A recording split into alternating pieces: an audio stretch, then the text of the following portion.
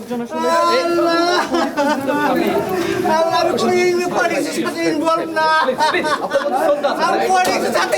আইন শৃঙ্খলার লোক আছে, পুলিশের হাতে তুলে দেন। মাথায় লাঠি যাচ্ছি মারতেছিলেন, ভালো না ভাই? সাধারণ মানুষ।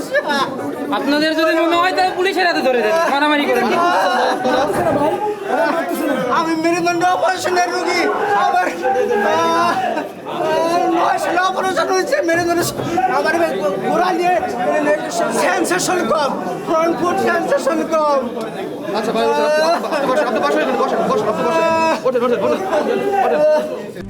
RICL TMX, যুগের পর যুগ স্থাপনা থাকে মজবুত।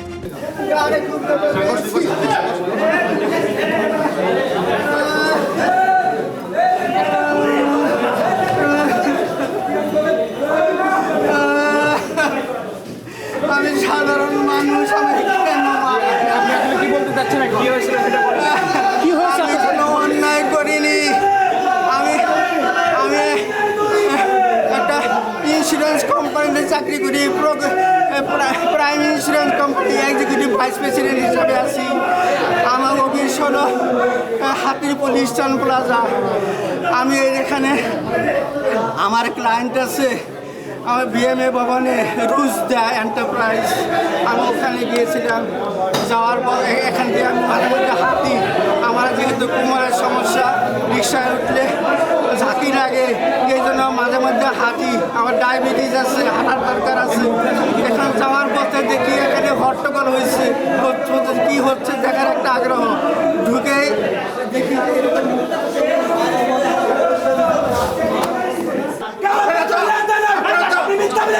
বিপ্লব করছেন তো ভালোর জন্য, ওই বধূ বিপ্লব করছেন তো কথা বলার জন্য।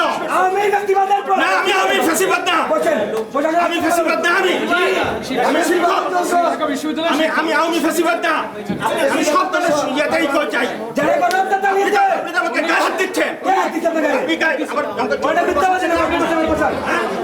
কেন কেন আমাকে বসাবেন কেন? না স্যার স্যার স্যার সাংবাদিক ভাইরা দেখেন, শিক্ষক ওনার থেকে স্টেটমেন্ট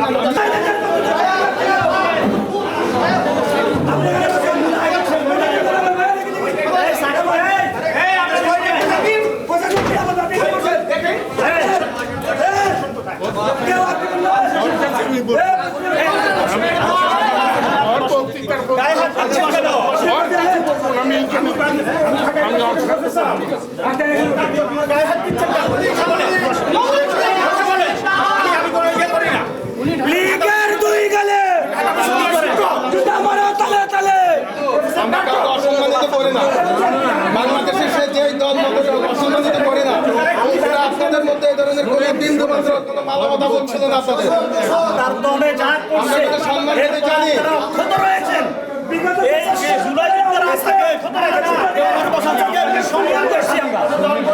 আমাদের চোখের সামনে বলতে পারবে কথা বলেন তো।